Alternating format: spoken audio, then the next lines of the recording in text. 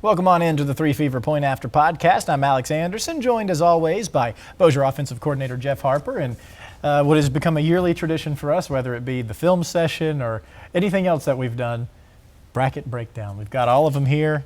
The number of brackets has grown since we started doing this, but a lot to dig into. I guess before we dive headfirst in, the final week of the regular season didn't really have anything too crazy. I mean, that Thursday was wild. Was there anything that stood out to you from the final week? Evangel Parkway. That's a big one. That is. It kind of shook up the playoff seedings in 5A for Parkway for sure, and it vaulted Evangel into the playoffs, and so that was a big one. And then Woodlawn upsetting BTW and getting into the playoffs too. So it's week 10. You just never know what's going to happen. I mean, I was proud of my former team, the Natty Chiefs, getting a win over another former team of mine, Benton Tigers. So proud of those guys. But we had a looking forward to the playoff brackets, and the fact that the LHSA decided to throw everybody a curveball over the weekend, not sure that if we were even going to have brackets released. And I mean, I've already booked my room in New Orleans. Yeah, come on. They've already taken the money out of my account. So there was no way they could delay the playoffs. No. I mean, because they wouldn't even have the dome. No, they would have lost the dome if they had to delay it. No chance. I mean, all that money that goes into that, no way. That's so right.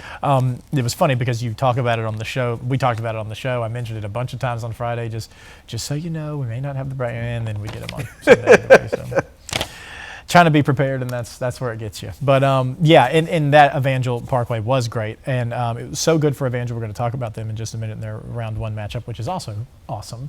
But for the Eagles, it was, you talked to Coach Duran. I spoke with him about midway through the season. They were on that losing streak, and he said, you don't want to lose games, but man, it's hard for me to point to something major that we need to change. We're right there. It's just one play here and there. They finally make that play when they need it most. Yeah, and I will say this. They're very opportunistic on offense. Defensively, they've got some things I know that every head coach would want to clean up. They do give up a lot of points.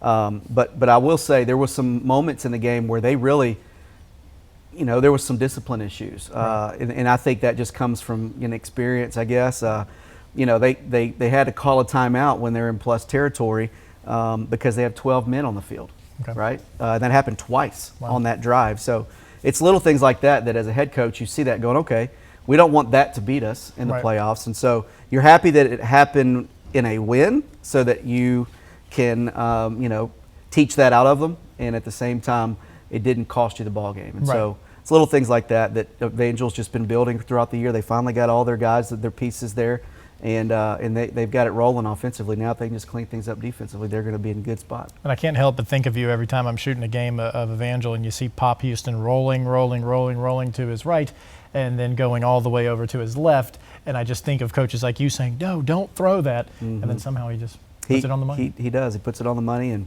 there's a couple other guys in the area that do it really well like him too. So, Pop being a first-year starter at Evangel, sophomore, not having all those offensive weapons, and the fact that they've settled in and they're putting up points week in and week out. They've been competitive all year.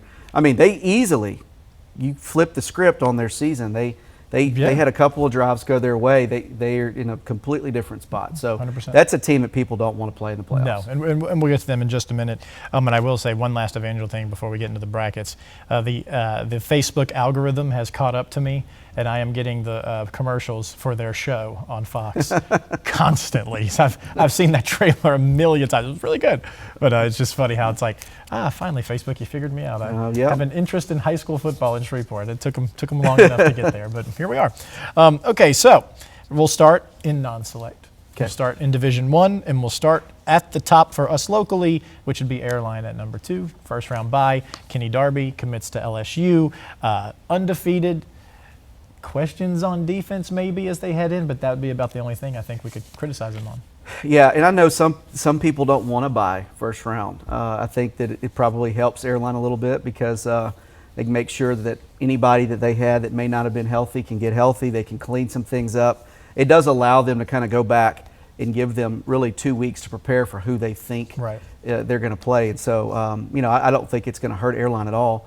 And the fact that they get that 2 spot, I mean, that's impressive. That's 10-0, district champs. incredible season. Yeah, I mean, you talk about the top four. I mean, you're looking at Neville, Ruston, Airline. I mean, that's great company to be in. And now, if it's all goes the way seeding would go, they would see Ruston in the semifinals. I'm getting way ahead of ourselves here, but that'd be quite the matchup. That'd be quite the matchup. Yeah. So excited for the Vikings. Ready to see them next week. They get the winner of St. Amant and Westgate. I mentioned Ruston quickly. Also want to buy, but nothing new for them. No, and they seem to take care of business in week 10. Right. Shut out 36 points against their rival. Yep. So that team is really, really good. And whatever you think of as far as how things were going this year, they played a very tough schedule. To drop 2 games is really not like them. Over the last few years, but they do have some new pieces. I've got to see some film on them, and they're really good. Yeah, so I mean, they're going to be there in the end. A lot of those guys that were there last year hoisting the state title trophy are back. So, I mean, Yep. that's no surprise to see Ruston in this spot, even with a couple of losses to two of the best teams in the state, the number 1 seed in this bracket. Northwood, one of those weird deals, right? They're 4A, but they're up in Division 1. They're the 7th seed. That's pretty high for the Falcons. Yeah, it's impressive. And their win week 10 was very impressive. Yes. Dominant performance. So they got it rolling, and they're really good on defense. They run the ball well. They vary their tempo. They're just hard to game plan for defensively because they're really good in the box, and they've got athletes out there in space that can cover your guys.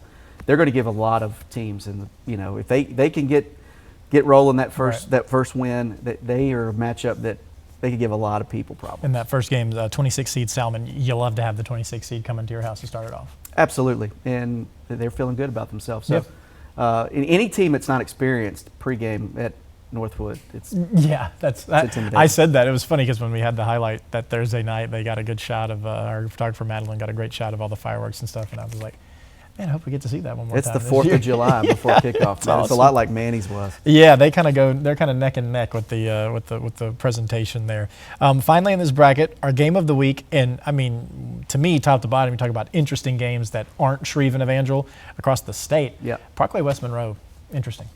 Yeah, and Parkway hosting West Monroe. Yes, who would have thought? Back in the day, it would have been Parkway just snuck in the playoffs, and now boom, they're going to the 1 seed, and it's in West Monroe. Right. For them to host a West Monroe team, they're going to be up for the challenge. I know, having my wife that works there and having a lot of friends that's kids play in the program, I know they were disappointed. Yeah, to lose with the week 10, and the fact that they were sitting right there, looking at 5. Looking at the 5 seed, that was a huge, gut punch to them. But I think that they're going to bounce back. They're going to be in a position where this is a game they can win. Right. They match up. They probably have better skill guys, size up front. West Monroe's always known for being very big up front. I think Parkway's probably bigger in the box, and I think that Parkway stops the run and the option game very well. And so those things where West Monroe usually has a matchup, advantage, may not be as much of an advantage against a Parkway defense. Where it's going to come down to is turnovers, field position. Can Parkway sustain those drives? Keep West Monroe on the sidelines. They're going to bring every kid in the program. They're going to have 150 plus kids dressed. Right. There will be more kids on the sidelines than there is fans in the stands. I know I say that joking. Yes, but that's what it looks like. There's just kids everywhere. Right. And so I think that West Monroe comes in, tries to intimidate a little bit because it is a 1-5A opponent. It's not the district champs. We're West Monroe. Right. And I think that if they come in and they get a slow start, Parkway can beat them. So that's going to be, I think, the best matchup this week, just in this area. Yeah, I agree. Most interesting is Parkway West Monroe. And that's why it is our game of the week. And then there's that other wrinkle of the Parkway players that are they eligible to come back now? I haven't heard anything. Okay, so we are gonna chat with Coy for our game of the week preview. We'll dig into all that. But I mean, I guess you go in with Gavin and roll that's with what's it. been working for you, so you just go with it. He's gotten you this far, and he came from the student section to do it. So you roll with what's working. And you start talking about that, those emotions of that realization that this might be the last game, and his story, you could see some special stuff. If they can win this game, they're in a good spot. Yeah. It reminds me a lot of 2021 when they had Ash on the ropes, then Shreve. Yep. with no Kendrick Law, and then now they're hosting Acadiana. I mean, at the end of the day, I think Parkway people want to be back in a quarterfinal game, and they understand. I know there's some chatter that it's dome, but in reality, you get to the quarterfinals and West Monroe's one of the teams you beat to get there. That's pretty good. Yeah, that's a great year, and the fact that they were right there in the mix for a district title this year, Coach Brotherton and his staff have done a really good job this year. And I mean, overcoming what they've had to overcome. I'm certainly not an expert at predicting what we're going to see on the football field by any stretch of the imagination, but their success has been shocking, in a good way, obviously. When I go out and do the preseason, whatever, there's so much hype around Evangel being in there and Bird's coming back, Shreve's going to be talented. I didn't even think about Parkway being this good. Yeah. And here we are, and you a missed field goal from Evangel, they're the 5 seed, right? So it's 5 seed, yep. Yeah, and yeah, I love Parkway in this game. Yeah, absolutely. it's a big one. I'm hoping they can pull it out. Yeah, same here. Let's go to Division II non-select, where, the big one for us is 7 North DeSoto. And Woodlawn, you mentioned it, they beat Booker T. They sneak into the playoffs, and their reward, the trip to Stonewall. Listen, Woodlawn had to do a lot of things right to get to this point. And so they have nothing to hold their head over the fact that they're going to roll into this game against North DeSoto. They have nothing to lose at this point. They've been playing that way every week. When we played them, I thought they played their best game of the season. Yeah. And the Brandon Henderson kid is legit. Yeah. He's legit. So there's going to be some matchups where, North DeSoto's got the upper hand. But, the way that Woodlawn's been playing football on both sides of the ball, they can make things interesting. And I think that North DeSoto does what North DeSoto does. If they don't overlook them, and I don't think they will, and I think that, all things are going well for them, it's a North DeSoto win. But watch out, because Woodlawn is playing really well, and they play hard. Yeah. 4 quarters, they don't let up. And let's remember that they were going into that game last week. It wasn't a win and you're for sure in. Yeah. I mean, they had to, it was still, they needed some help. So they told Sydney after the game, we're crossing our fingers and our toes. And that goes our way, and it did. So, and for North DeSoto, you saw them play very well. And you saw Cole Corey back on the field. If you had any insight on how he looked out there. I thought it was good to see him out there playing. I don't think they really tried to feature him much. You could tell they're working him back in slowly. The things that I noticed that he was doing well was he had clean releases. He was getting in and out of his breaks well. He made some, a couple really good catches. I will say that he didn't look like he was 100%, but it didn't look like he was really having to carry the load in the past game and all that. And so the other receivers they have out there are really good. And that's what I was going to say. They've been operating as if he was not going to come back, and I think they've been better for it. Both of their running backs are good too. Yep. I mean, one of those guys, I think it's number 5. He made one of the fastest kid we played all year. Wow. If my mind is right, if I can remember, I think he was number 5, and I think he's a legit 4.3 kid in the 40. I want to say Kenny Thomas. Not sure. Yeah. I don't know his name. I just know that number 5 kept scoring touchdowns on us. So yeah, that's going to be a fun one. A local game. You love to see the two teams going at it. You kind of hate when they get matched up so early because you want them to try to have as many. But the only other team we have keeping an eye on here is Minden. They come in as the 12 hosting Wassman. Yeah, and Minden's had a great year. Yeah. I mean, they're right there in the top of the 4A bracket, and where I know they'd probably like to be a little bit higher, but Wassman's a really good draw for them, and I think that the way they play football and the pieces they have on both sides of the ball as far as size and athleticism, they're a tough matchup against anybody in 4A. Division III non-select. Explain this to me. Lakeside is seated higher than Red River. Yeah, I don't understand. As the 11. Red River being the district champs, beating Lakeside, Mansfield, and Winfield are at number 12. Yeah. One of those weird PowerPoint. It's a PowerPoint thing. Right. And, I think Lakeside finished the season, didn't they finish were they 7-3? Yeah, I think something like that. 7-3. Red River finished 6-4. The power ratings, do play off of wins. They also play off of who you've played and what their win-loss record is. And so, I would assume that the schedule that Red River played would play in their favor, but obviously it didn't. I don't understand it, but at the end of the day, congratulations to Lakeside. They, Yeah. you know, 11 seed home playoff first year game. for Coach Ware. Right. He's doing really good things. And they'll play Bogalusa. I assume you haven't seen a lot of film on them, but I haven't seen any film on Bogalusa, but I will tell you this: Bogalusa is usually really good. Right. Very athletic. Always has some guys that can run.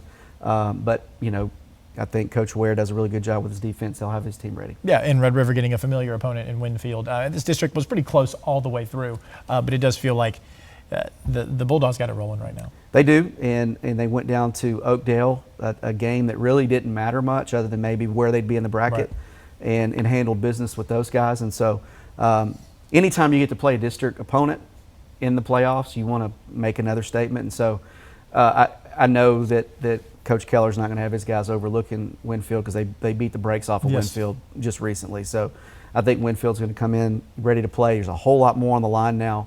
And look, if Red River can win that game, which they should, they're going to be looking Union Parish Yeah. in the face, and that's just a Who plays different. Oakdale, oddly That's enough. just a different animal. Yes. And so, Red River needs to do everything they can to keep it rolling, get on the Winfield early, put them away so they can keep everybody healthy, because ready for that. it's going to be a tough climb. Yeah, and it's interesting because you have Red River, Lakeside 11, Red River 12, Mansfield 14. All three of those teams hosting playoff games. It really goes to show you how good this district is. The district was very good. And Mansfield hosting Avoyles. I know fans of our show will remember Avoyles when they used to duel Manny for a district crown. A little different now. Yeah, they're not the same, and I'm gonna be honest with you. In 21, I thought that district was tougher than the current district they Right. have. Having Avoyles, having Manny, us, it was pretty tough. Then you still had Winfield, you had Bunkie, Right. which was loaded at the time. And then you had Holy Savior Menard that was in there. So that was a pretty tough district, but it's not the same as Avoyles. Coach Boone is not there anymore. Right. He went to Lakeview, I think, and then I don't know where he is now, but he was one of those that very unique style of play. Two tight double wing, 1 foot splits, ran it every play, never punted, and never kicked off deep. That's He was the opposite of David Feaster. Yes. David Feaster was going to throw it. He never really threw it. He threw it 1 or 2 times a game. It was a touchdown. Right. And I loved it. We went down there in week 10, a must-win ball game, and beat the brakes off. I of remember. them. It was awesome. I remember. And it was a game where they didn't expect it. Our kids didn't expect it, but it was fun. So Yeah. that's the best part about week 10. It can mess up the bracket, and now here you are, first round of the playoffs. You get to hit the reset button. That's Every it. game now, it's 0. You're 0-0. All Yeah. right. Your power rating is what got you there. You're 0-0. It's just fun. It's the Right. best part of the season. Final team in this bracket, North Webster. They've had a rough go of it there in Christopher Wilson's first year, but hey, they're in the postseason at Kaplan over there in the Lafayette area.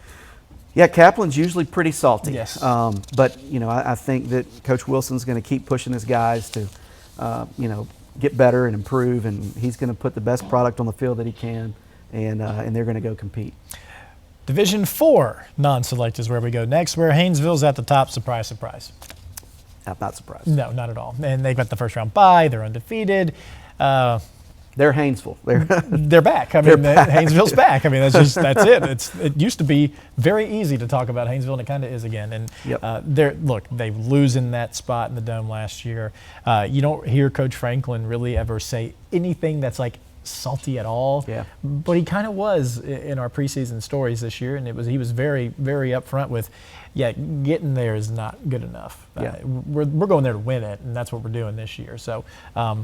When you turn on the film, they look like it. Yes, they've done everything They're up really to that good. point. Also in this bracket, the second highest seed for us would be Logansport at number 6. Kevin McGee's over 100 wins. Garrett Hartley was on campus this week. I don't know if you saw that. I did. Logansport, similar to Haynesville, they've kind of got it rolling here. You cannot count out any team that Kevin McGee coaches. That's it. And now he's got a place kicker. So Yeah, the guy can coach. He's got athletes. I've told you the Tenashton Bland kid is legit, Yes. number 9, and he's going to be a problem for every single team, both sides of the ball. If he comes off the edge, you got to figure out how you're going to block him, and then you got to turn around and you got to tackle that joker. And he's good. They're going to be extremely difficult to beat. I ran into a member of Ton Ashton's family walking into the Loyola game. I think it was second game of the year when they played. And I didn't know who she was, obviously. And she's like, "Hey, make sure you get my baby on camera." And I was like, "Okay, who is he?" Thinking maybe it's like a lineman or something. I try to get a quick shot. Tony Ashton Bland. I was like, "Oh, okay, yeah. the best I'll make player on the sure. field. I'll Yeah. make sure to get that get Yeah, a shot of that. that'd be for you. easy. Yeah, Yeah. that'll be real easy. They're playing. Is it Varnado? Yeah. That's how you say it. I guess I've never. Well, in the spirit of Haynesville, we wanted to say Varnado, but Yeah, sorry if probably we not, butchered right? it. Yeah, but either way, it does feel like Logan Sports well on their way here to make. Oh, it I happen. agree. Yes. Yeah. Then we have Homer at 15. East Feliciana. They're at home. Yeah. It's been a weird year for Homer. You kind of forget they moved up to 2A, but they're here in Division 4. How are we feeling about the Pelicans? Well, I mean, if they're healthy, they're going to be in every ball game. Right. They've got some guys and weapons. Their running back's really good. I think he had 6 touchdowns, 7 touchdowns against Halton. Yeah. Early in the Oh, year. yeah. And so they're gonna have guys that can go out and make plays. So it's just a matter of them being healthy and being playing confident, playing good football. And they get a game at home. I think they're going to be fun to watch. It'll be rowdy for sure. And then we have Arcadia at 23. They go to West St. John. That's a tough one. Jonesboro Hodge 20 at Grand Lake. Yeah, haven't seen much on either one of those teams, but Jay Hodge used to be in our district. Yep. Good to see them back in the playoffs. And they have our Griffins Player of the Week this week too, Christian right. McGuire. So go check that out. All right, let's get selective now. We go to Sounds the good. select side, the private, whatever the heck you want to call it, magnet, whatever. Select side. Division One's where we start, and the top seed in this bracket locally, CE Bird. How about them Bird Yellow Jackets? Yeah. Even after the Week 10 loss in the Yeah, backyard and brawl. I know they want that one back. Oh, yeah. Who are they playing? Woodlawn of Baton Rouge coming to town. Yeah, Woodlawn and Baton Rouge is usually pretty good, but a lot of teams don't see that style of offense. Right. I'm sure Coach Ballou's going to fix some things defensively. He's always tinkering. I think I talk to him probably once a week, once every 2 weeks, and he's very positive about his team, and just hoping that they get guys back healthy and keep doing what they're doing on offense. And so they get the big stops, and offense is rolling. They're hard to beat. So then we have a matchup of one of the craziest games we've ever seen, anyone's ever seen, ever in the history of high school football. Captain Shreve at 15, they host Evangel at 18. Weird scenario because you got two teams at home in the playoffs that play in Lee Hedges Stadium. Captain Shreve elected to play on Thursday, much like that game was before on a Thursday. Winner obviously goes to undefeated Ash, but this game to me is just straight up a pick 'em. I have no idea. I don't know how to pick it either, to be honest with you, because you look at the stats, just the statistics. You have Pop who's lighting it up. I think he's number 1 in the state in pass yards. And then I think 5 or 6 people down, you've got Shreve's QB, and then you turn around and I think the leading rusher in the state is at Shreve. Yep. Man, I don't know if you saw his throw last week. I did. But, He used to come and train. Wow. When he was a middle school kid. Makes sense. And so he's an athlete. I mean, he's the real deal. He put it on the money. A little pump fake too. Yeah, and he's got an arm. Yeah. But here's the crazy part. Shreve, I think that just adding up numbers just from QB play and then, of course, the run game, you've got 2,000 yards passing, 2,000 yard rushing right there. I mean, you have 4,000 yards of offense in really 2 guys. Evangel is really one-sided. They're just going to throw it every play. Right. And they've got to maximize every single throw. Where Shreve has got the advantage is they can turn around and hand it to their dude. Right. They can RPO, then they can turn around and they can play action, and they can play keep away if they want to. Yes. And you learn a lot. Hindsight's 20/20 in coaching. It's 20/20 in life, right? You don't want to give up 70-something points, so don't give them that many opportunities. Right. And I think that you saw that with Parkway, ball control. Yep. And I think they had a couple possessions or maybe 2 possessions they didn't score, and Evangel did. Right. And I think that Shreve gets to see that. Yep. And they've learned from it. They And lived it. I expect them to have a game plan to be able to ball control and still try to throw 70 on the board. We know, but don't give them opportunity to score that much. When I got to the backyard brawl, I was talking to Doug Ireland there, and he was covering the game, and he was there the whole time. I had just gotten there from Parkway, and it was right before Jamarcier threw that touchdown pass, and Doug was telling me that was kind of their plan with Bird, was to slow it down, to hand it to Jamarcier, but it wasn't working. Yeah. So they were like, whatever, let's just go for the quick hitters. Bam, bam. That's 2 80-yard touchdowns back to back. So like, they kind of want to do what Evangel wants to do too, and I think we saw that earlier in this year with however many points were put up combined, 150 something. Yeah. Crazy numbers for Pop. If he throws for 170-ish yards, he will have thrown for 1,000 on Shreve Yeah. this year. Yeah. It's nuts. That's insane. In And I 2 think- games. I think Plater could have like 500 yards rushing against Evangel in 2 games. So yeah, it's nuts. that's Daniel and I have kind of been joking about this. Could this be a much more low scoring game than it was the last time, or is it fireworks no matter what? No, I think it's fireworks. Yeah. It's playoffs. Right. It's your win and you keep playing. Right. So I think both teams just empty the tank, and I do think that, you were talking about Shreve's game plan for Bird. Bird's defense is they're going to stop the run. They give you things in the pass Right. game. Anybody that's called an offense knows that, hey, they're going to play their too high, shell, and they're going to mix coverages up, and you know what you're going to get against trips, you know what you're going to get against empty. So they give you favorable numbers in the box to run, but yet they're really good at stopping the run. It's the pass game where they're going to give you some things in the pass game, and they're saying, hey, you take the 50-50, we're going to stop the run, Right. and that's what Bird does. Well, Shreve had the game plan to let's run it, let's ball control. And that is not the same for Evangel. Right. Evangel doesn't play defense the same way. And I'm going to be honest with you, like watching them against Parkway wasn't really trying to drive the ball down the field in the pass game, and that set Evangel up a little bit better. Yeah. I mean, they were really, if Parkway got a holding call, it killed drives. Right. Like it just killed them. Right. And Evangel's not going to punt. I mean, they're going to Yeah. they're going to go 4 plays, and they're going to try to extend drives and throw touchdowns. And Pop's going to roll out. He's roll gonna the other way. buy time. They trust me. Shreve will have an answer for that, and every week Pop has just proven that, hey, I can play this position with people game planning. And I will tell you this. He's done great things, but he's got dudes that can play on the absolutely. outside. Like Absolutely. we got to be honest. Not every quarterback in our area has got 4 weapons to throw to like Yep, that. that's it. And they'll drop them, but yeah. they all make some crazy catches too. I mean, we've seen a few on the show alone. I mean, just they're crazy stuff. they're Yeah. really good. So you could have 1 dominant receiver and 3 middle of the road average receivers, and that 1 dominant receiver makes those other Right. guys better because teams want to take the better guy away. Right. And they know how to match that up. They do a really good job of formation and put them in conflict. That's going to be a fun game to watch. I'm getting my tickets for it. I'm going to watch Heck yeah, well, Daniel's excited. It's going to be a lot of fun, and it's kind of glad that it's on a Thursday, especially in the playoffs. You don't see a lot of Thursday games, so it's just like I get on to see its the 2 own. best games this week. Right, it's get to on see its Parkway own. too. Exactly. So I kudos to the schedule getting it all done. One more team in this bracket, the 16-17. They are the 17 on the road. Huntington goes to Hammond. Yeah, we were talking before we started that we don't really know what Hammond's got. Right. That's a tough trip anyway. Yeah, I mean, it is. it's not a fun trip to go down there.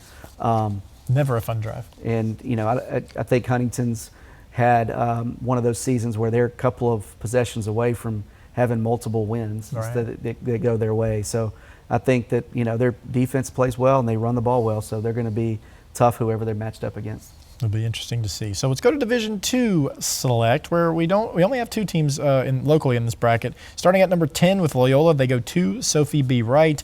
2, or are they hosting? I'm sorry, they're hosting. Yeah. My bad. Yeah, they're hosting. There's the 10 seed, hosting Sophie B. Wright.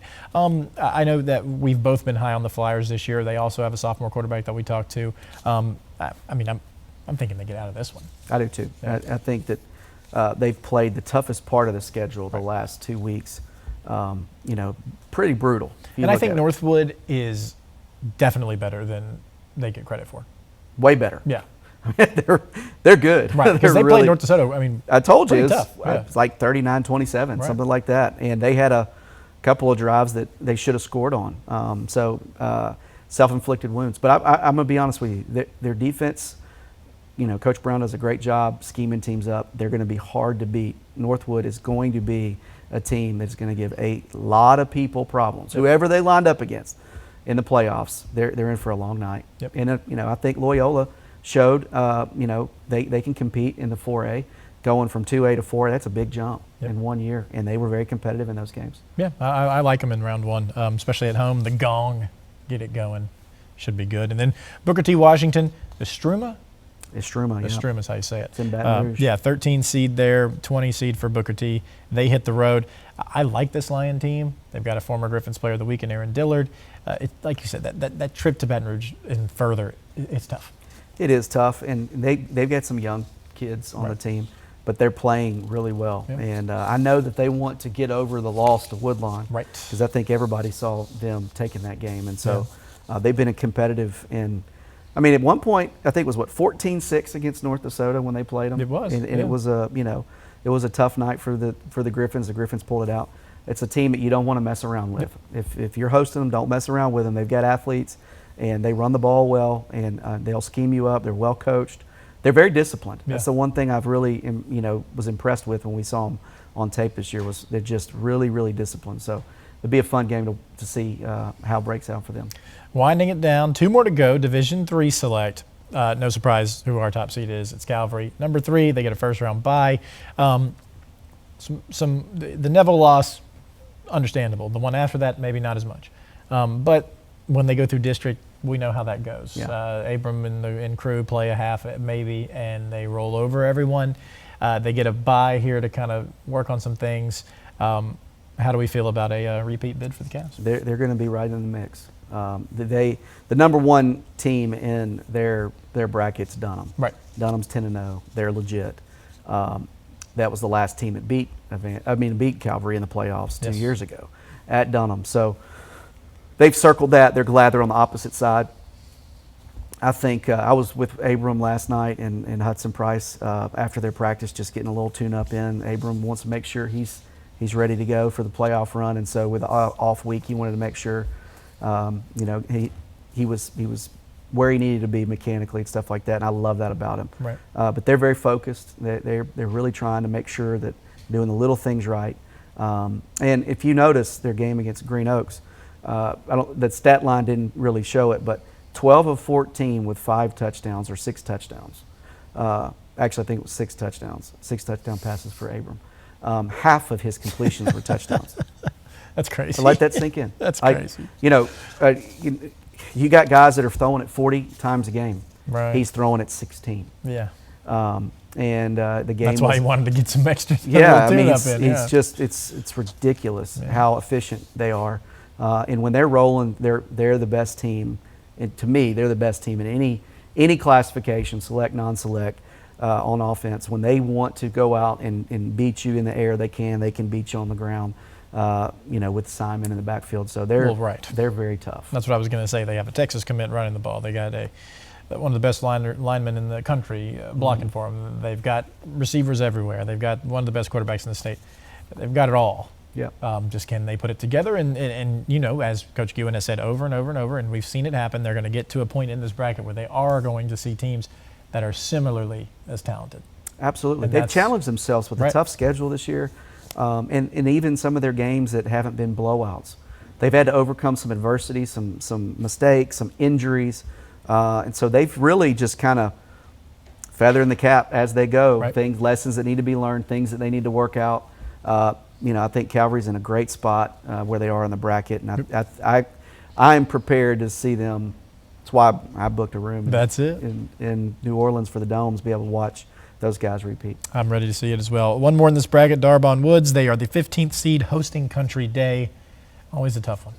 Yeah, Country Day's usually really good. Darbon Woods, though, is going to give teams problems with what they do on the offensive side of the ball. So watch out for old Darbon Woods. They could be a tough out. The Timberwolves. I love that name, too. Yep. All right, a few more here in the Division IV select bracket, but some tough draws. We'll start with St. Mary's. They go to Kentwood, and anyone who's watched our show and followed like a Haynesville playoff run, you know who Kentwood is. The Kangaroos. That's it. Yeah, that's tough. Yeah, that's but hey, look, you never know. That's why you play the game.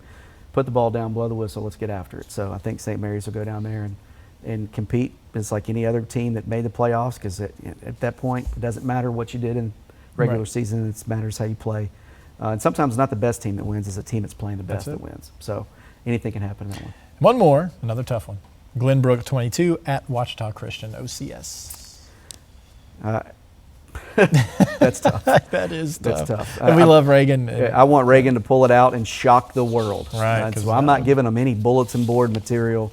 No. Especially with it being OCS. OCS is one of the most, you know, I would say decorated North Louisiana, you know, football programs. They're in the Dome. We're in the conversation every year, and they're very good. But Glenbrook is well coached, and they've got means by which they can ball control you, and they play really hard defensively. That schematically they throw a lot at you, and so you know, if OCS just happens to not take them serious, could be a long night. Yeah. And at the same time, OCS could go in there and make quick work of them. So I'm wishing the Apaches the best. Now, are we ready to go through all 12 Texas brackets now? You're going to do that one on your own, brother. Yeah, it'll be the solo podcast. Yeah, that's it. We did it. We got through all 8 of them. A lot of stuff going on. Obviously, we'll start Thursday with Shreve Evangel. I did kind of want to jump all over the place. I did want to talk a little more about Kenny Darby committing to LSU and that long line of incredible LSU receivers. He certainly thinks he fits in right there with all those guys. And what do you think about it? I think it's a great move. I think he does. Yeah. He's getting into a receiver room that's loaded. Mm-hmm. So it's going to bring the best out in him. You know, there's a lot of really talented receivers that are at LSU, and he's not the only one they're recruiting. Right. But to get that commitment and him getting to stay home, I saw his post on Twitter today. You know, that's where he's always wanted to play. I've seen the kid. He's legit. Yep. He can really play. And he's not like another former, you know, Parkway guy that went to LSU to play receiver, Terrace Marshall. He was pretty good. Terrace was really good, played in the same offense. Terrace was, you know, that deep threat, home run type hitter. I think Darby may be faster than him. Yeah. You know, I think, you know, obviously Terrace was bigger, is more physical, you know, just, you know, on the hoof, just a bigger receiver. But Darby's just explosive off the line and is extremely hard to cover. And he can beat double teams. Like he's the real deal. Where Terrace was really good with, you know, the ability to make the crazy catch and at the same time, you know, contort his body and do all kinds of stuff. And Terrace was still a 4.4 at 6'3". Right. So they're not the same type player, but they're very similar. And that's kind of what he's going to be getting himself into down there. So he's going to be well prepared. He's extremely, extremely fast, great route runner, and runs away from people. Yep. That's the one thing. You turn his film on, if he's running a vertical and you don't get turned right, he's running right past you like you're standing still.